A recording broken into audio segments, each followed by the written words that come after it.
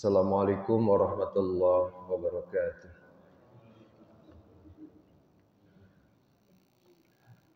Alhamdulillahi rabbil alamin. Wassalatu wassalamu ala Muhammadin wa ala alihi wa ashabihi ajma'in, amma ba'd. Asyhadu an la ilaha illallah wahdahu la syarika lah wa asyhadu anna Muhammadan abduhu wa rasuluh. Allahumma salli ala Muhammad wa ala ali Muhammad. Hadirin jamaah salat subuh yang dirahmati Allah, puji dan syukur marilah kita panjatkan kehadirat Allah Subhanahu wa taala. Alhamdulillah atas segala limpahan rahmat dan karunia-Nya. Pada kesempatan pagi hari ini kita alhamdulillah diberikan nikmat iman dan Islam, diberikan nikmat kesehatan, sehingga alhamdulillah kita pada hari ini dapat melaksanakan ibadah sholat subuh secara berjamaah. Salawat beserta salam semoga dilimpahkan kepada junjungan kita Nabi Agung Baginda Nabi Muhammad sallallahu alaihi wasallam. Hadirin jamaah salat subuh yang dirahmati Allah. Alhamdulillah kita sudah masuk semakin ke pertengahan bulan Rajab. Sebagaimana dalam beberapa hadis yang sahih bahwa Nabi dan para sahabat di bulan Rajab ini banyak meningkatkan melaksanakan ibadah. Salat ditingkatkan salatnya, ibadah sunnahnya juga semakin ditingkatkan. Puasa juga demikian. Puasa bisa ditambah dengan puasa-puasa sunnah sebagaimana tuntunan Nabi Muhammad sallallahu alaihi wasallam, qiyamul lail, zikir dan sebagainya. Karena itu memanglah yang dilakukan oleh baginda Nabi dan para sahabatnya. Walaupun tentu kita harus hati-hati, karena di bulan Rajab ini banyak hadis-hadis yang maudhu atau hadis palsu yang seringkali menjadikan hadis-hadis ini disampaikan kadang melalui WA, melalui postingan dan sebagainya. Oleh karena itu kita pun harus hati-hati cara mensikapinya. Bagaimana caranya ketika mendapatkan tuntunan hadis yang belum tahu sumbernya, kita cek lagi. Sekarang sudah gampang, ada internet. Jangan sampai hadis palsu kita sebarkan, berarti kita punya kontribusi menyebarkan hadis-hadis yang maudhu atau palsu Terlepas juga itu banyak juga hadis-hadis yang dhaif atau lemah. Sehingga mudah-mudahan kita bisa berpatokan kepada hadis-hadis yang sahih. Jadi jangan sampai ada postingan tentang ibadah di bulan Rajab, kita main posting, kirim lagi ke yang lain. Padahal banyak sekali hadis-hadis yang palsu. Kita bisa mungkin mengkaji sedikit di YouTube banyak misalkan Adi Hidayat ahli hadis salah satunya atau mungkin Buya Yahya dan sebagainya, atau mungkin ulama-ulama besar yang ahli hadis yang juga menjelaskan terkait hadis-hadis di bulan Rajab. Ini hati-hati, karena jangan sampai kita dapat postingan kirim lagi, berarti kita berkontribusi. Tetapi memang berdasarkan hadis-hadis yang sahih, di bulan Rajab adalah salah satunya bulan untuk meningkatkan ibadah, untuk mempersiapkan di bulan Ramadan. Yang penting kita harus seleksi teliti dalam mengamalkan hadis. Hadirin yang dirahmati Allah, dalam kesempatan ini saya ingin menyampaikan salah satu hadis sahih dari Imam Bukhari dan juga dijelaskan dalam hadis Imam Muslim. Redaksinya hampir sama, konten hadisnya itu hampir sama. Saya akan bacakan salah satu hadis yang diriwayatkan oleh Imam Bukhari. Bismillahirrahmanirrahim. An Abi Hurairah anna Rasulullah sallallahu alaihi wasallam. Jadi dari Abu Hurairah dari Nabi sallallahu alaihi wasallam, suatu ketika dakhalal masjid padakhala rajulun fasallama ala Nabi sallallahu alaihi wasallam. Suatu ketika datang seorang laki-laki langsung datang ke masjid salat. Begitu datang sholat lalu menghampiri Nabi Shallallahu Alaihi Wasallam dan mengucapkan salam kepada Nabi. Faradda wa qala, Nabi menjawab salamnya, tapi salamnya Nabi waalaikumsalamnya ini agak unik. Biasanya Nabi kalau ditanya assalamualaikum, Nabi menjawab waalaikumsalam, selesai. Ini jawaban Nabi panjang. Ya, jadi ketika seorang laki-laki datang ke masjid lalu sholat, menghampiri Nabi, mengucapkan salam assalamualaikum, tapi jawaban Nabi panjang. Ya, di hadis-hadis yang lain Nabi menjawabnya waalaikumsalam warahmatullahi wabarakatuh itu ya. Tapi ini enggak. Setelah menjawab salam, Nabi menambahkan irji fa shalla fa innaka lam tusalli. Begitu waalaikumsalam warahmatullahi wabarakatuh, tambahkannya irji fa shalli fa innaka lam tusalli.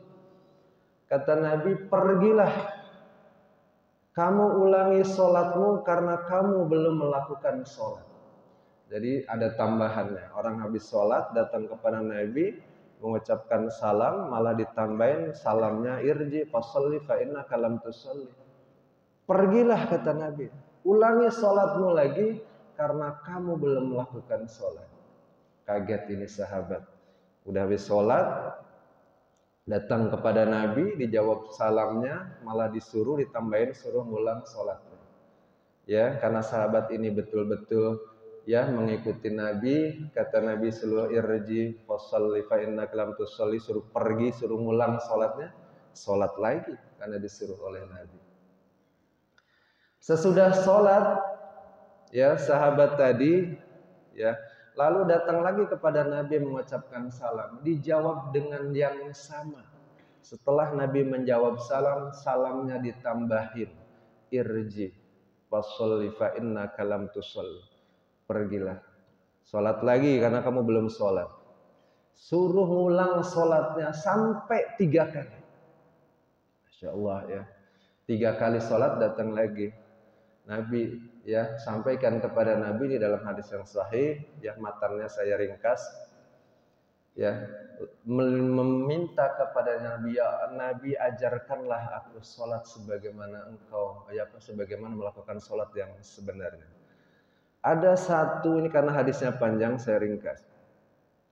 Ya dalam hadis tersebut Nabi menjelaskan, memberikan pengajaran tentang sholat kembali, ya mengajarkan tata sholat yang kembali.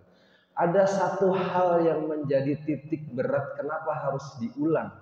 Salah satunya Nabi menjelaskan ada terkait dengan tumakninah di hadis ini.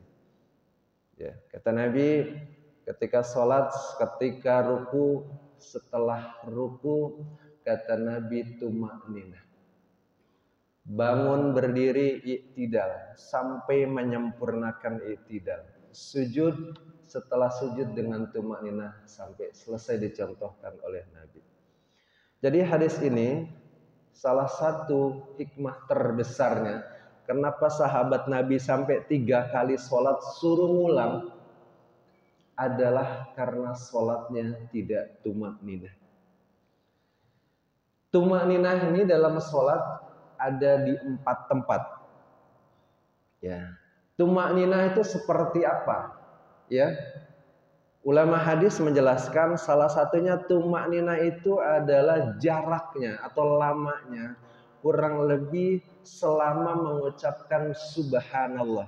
Jadi kalau kita ruku nih, ruku Allahu akbar, bacaannya boleh subhanakallahumma wa bihamdika atau subhana rabbil azimi atau bacaan yang lainnya, karena bacaan ruku banyak. Kita boleh mengamalkan salah satu, yang penting sahih.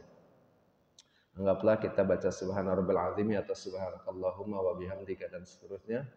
Ketika selesai membaca, tidak langsung i'tidal, langsung sami Allah, tidak. Setelah selesai membaca ada jeda diem dulu kurang lebih selama membaca subhanallah. Ya. Misalkan subhana rabbil azim wa bihamdi, misalkan yang 3 kali, diem kurang lebih selama membaca subhanallah, baru bangun dari ruku. Bangun dari ruku dalam hadis sempurnakan berdirinya. Sempurnakan itu setelah itu i'tidal. Ketika Sesudah membaca doa i'tidal, jeda, ada jarak, diem sebentar. Jadi tumakninah itu diem sebentar, ada jarak kurang lebih membaca subhanallah, ya, tapi bukan subhanallahnya dibaca, jedanya selama subhanallah anggaplah 3-4 detik lah berhenti, baru kita melakukan sujud. Setelah sujud, bacaan sujud dengan tumakninah, i'tidal dengan tumakninah. Jadi ada 4 tempat. Ketika sesudah ruku tumakninah. Di dalam hadis yang sahih itu 4. I'tidal tumakninah, dengan bahasa sempurnakan berdirinya. Sujud, setelah sujud tumakninah. Bangun di antara 2 sujud, duduk di antara 2 sujud, setelah baca tumakninah. Baik dia untuk sujud lagi ataupun nanti ketika tahiyat yang kedua mau berdiri. Tumakninah ada di 4 tempat. Jadi pentingnya tumakninah artinya bahwa sholat itu jangan terburu-buru. Kalau kita jadi makmum itu tumakninah biasanya dapat. Apalagi makmum imamnya tidak buru-buru, dapat banget tumakninah. Kadang-kadang kita sudah baca doa ruku 3 kali, ya bahkan imam malah bacanya lebih pelan, dapat tumakninah. Ya. Tetapi seringkali bacaan tumakninah itu nggak dapat kalau kita sendiri, ya sholat sendiri. Apalagi kalau sholatnya sholat sunnah, seringkali kita terabaikan tumakninah. Kenapa? Karena seringkali nggak ada yang melihat. Nah ini dikhawatirkan akan tumakninahnya tidak tercapai. Padahal itu adalah tumakninah bagian dari sholat yang diajarkan oleh Nabi Shallallahu Alaihi Wasallam. Ada hadis yang menarik, ya. Jadi salah satu seburuk-buruknya sholat, ya, diterangkan dalam hadis Nabi yang diriwayatkan oleh Imam Ahmad. Seburuk-buruk manusia adalah yang mencuri sholatnya, kata Nabi demikian. Jadi dalam sholat itu ada yang disebut dengan pencuri dalam sholatnya. Berarti sholatnya itu ada yang dikurang-kurangin tuh. Ditanya Nabi, bertanya sahabat kepada Nabi, ya Rasulullah, bagaimana seorang manusia itu bisa mencuri sholatnya? Apa sujudnya dihilangin? Apakah rukunya dikurangin? Rasulullah menjawab, yaitu salah satunya orang yang tidak menyempurnakan ruku dan sujudnya. Jadi kalau kita ruku nggak sempurna, nggak tumakninah salah satunya, ya kata Nabi seolah-olah itu pencuri sholatnya. Ya mencuri dalam pengertian mengurang-urangi, ya yang kesempurnaan dalam sholat. Sujud juga demikian, mengurangi kesempurnaan sujud. Sehingga tumakninah itu begitu penting. Dan salah satunya kata Nabi, orang yang mencuri sholatnya adalah orang yang tidak lurus belakangnya dalam ruku dan sujud. Ini salah satu hal yang penting. Ya, ketika ruku, ya kalau kita ngelihat anak-anak sih lazim. Jadi kalau ruku itu salah satu ketentuan kan kepala dan pundak ke belakang kan harus lurus. Ini biasanya kalau anak-anak males banget, nempelin tangan di lutut aja kadang-kadang asal nempel. Ya, saya pernah berapa kali lihat kalau anak-anak udah gede itu curug yang nempel. Padahal kan mestinya lututnya plek begitu ya. Kagak, ini curugnya nempel, plek gitu. Yang penting nempel di lutut. Akhirnya apa? Belakangnya nggak lurus. Padahal itu salah satu ketentuannya adalah disebut dalam hadis itu salah satu pencuri sholat, nggak sempurna gerakan rukunya. Begitu juga sujud ya. Sujud itu kan salah satunya hidung, kening, ya. Jadi beberapa anggota yang harus nempel di tempat sujud adalah kedua telapak tangan, salah satunya kening, hidung itu harus nempel. Kalau nggak nempel, jungkit, ini nggak lurus juga lehernya. Jadi memang harus lurus. Ada beberapa gerakan yang tentu harus disempurnakan. Oleh karena itu kita tidak boleh menyepelekan gerakan sholat, bacaan sholat dan sebagainya. Terlebih ya bahkan Nabi meminta untuk mengulang sholat ketika tidak ada tumak ninah di dalam sholat. Intinya jangan buru-buru. Apalagi nanti mau masuk Ramadan, tarawih ini luar biasa ya. Ada tarawih yang karena rokaatnya banyak, ya terburu-buru. Ya, tarawih rokaatnya banyak bagus sekali ya kalau kita bisa melaksanakan tarawih dengan rakaat yang banyak. Ditambah rakaatnya banyak, ditambah dengan kesempurnaan di dalam bacaan dan kesempurnaan dalam gerakan. Kalau memang kita mampunya biasa yang 11 itu standar, ya kita lakukan itu. Itu pun bukan berarti pendek, lantas juga buru-buru ya. Tapi kadang-kadang kita terbalik, yang panjang sudah bagus, berburu-buru karena rakaatnya banyak. Yang sedikit juga kadang sama saja menyepelekan. Ya. Oleh karena itu banyak yang misalkan sebagian ulama habis tarawih berjamaah di rumah dilanjutkan dengan qiyamul lail, menambah rakaat tetapi sendiri. Ya. Dan kita juga tahun yang lalu ada qiyamul lail lagi, ya 10 malam terakhir setelah sholat tarawih, ya itu malam-malam dilanjutkan dengan qiyamul lail, menambah rakaat tetapi sendiri-sendiri ya, karena memang ada tuntunannya. Hadirin yang dirahmati Allah, demikian ya kajian pada pagi hari ini. Saya ambil kesimpulan bahwa dalam sebuah hadis yang sahih diriwayatkan oleh Imam Bukhari, juga dijelaskan dalam Imam Muslim, ya hadisnya sama-sama sahih dengan konteks matan atau isi yang hampir sama. Dijelaskan bahwa Nabi Shallallahu Alaihi Wasallam ketika ada sahabat datang ke masjid sholat mengucapkan salam, malah Nabi menjawab salam dan menambah, ya kata Nabi, sholatlah kembali, karena seolah-olah tadi belum sholat. Salah satu inti hadis itu karena kenapa Nabi meminta untuk mengulangi sholat, karena tersolatnya terburu-buru, sholatnya gerakannya tidak sempurna. Salah satunya di situ adalah tidak tumak ninah.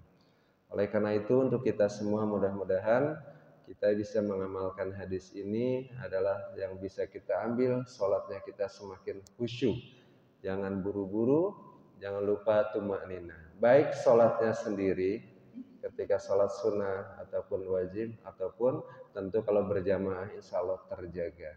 Karena jarang ditemukan ada imam sholatnya buru-buru. Karena imam tentu punya tanggung jawab yang besar, karena ada imam adalah pemimpin di dalam sholat. Tapi yang sering kali terjadi adalah ketika tidak ada tumak ninah ketika sholatnya sendiri. Mudah-mudahan kita semua bisa mengamalkan hadis ini dan sholat kita adalah sholat yang diterima oleh Allah Subhanahu wa Ta'ala. Di hadis yang lain mungkin akan diterangkan di hadis perkajian berikutnya. Ya, kata Nabi, ada orang yang datang nanti di hari kiamat, orang yang membawa pahala sholat, puasa, zakat, tetapi tetap masuk neraka karena salah satunya di dunia, ya, melakukan hal-hal yang muflis, ya, muflis. Ya. Muflis itu apa? Nanti kita akan terangkan mungkin dalam kajian berikutnya. Hadirin dirahmati Allah, demikian mudah-mudahan kita diberikan kesehatan oleh Allah Subhanahu wa taala. Amin ya rabbal alamin. Allahumma barik lana fi Rajab wa Sya'ban, dan mudah-mudahan kita sampai kepada bulan Ramadan yang kita nanti-nantikan. Amin ya rabbal alamin. Wallahu a'lam bishawab. Kita akhiri dengan doa kafaratul majlis. Alhamdulillahirabbil alamin. Subhanakallahumma wa bihamdika asyhadu an la ilaha illa anta astaghfiruka wa atubu ilaik. Billahi taufiq wal hidayah. Assalamualaikum warahmatullahi wabarakatuh.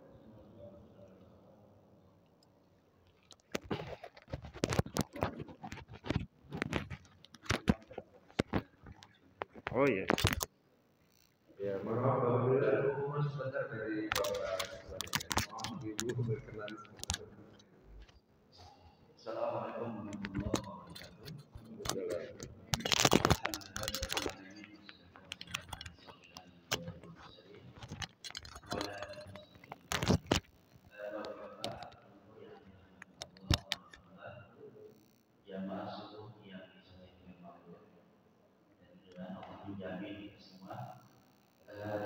Mohon waktunya Bapak Ibu, saya ingin melaporkan